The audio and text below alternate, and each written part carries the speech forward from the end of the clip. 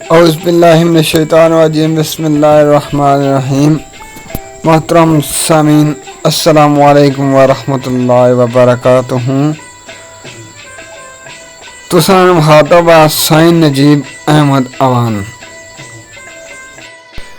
मजहब किस दा ते दीन किस दा, जे तू यार कोलों पर्दा पोश रहा।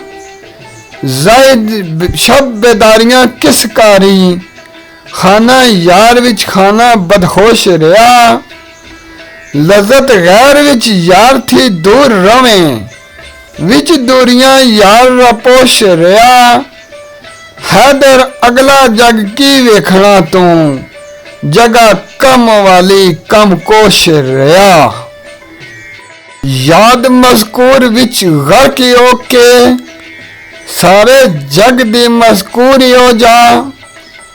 कारण मामना अहमदी पैन बुरका, मूसा वास्ते पहाड़ कोहे तूर हो जा। कारण आशका ओ मशूक बैठी, कारण हाजियां बैतुल महमूर हो जा। हैदर शाह जो एक नो दो जानन, उन्हां वास्ते जहल मशहूर हो जा।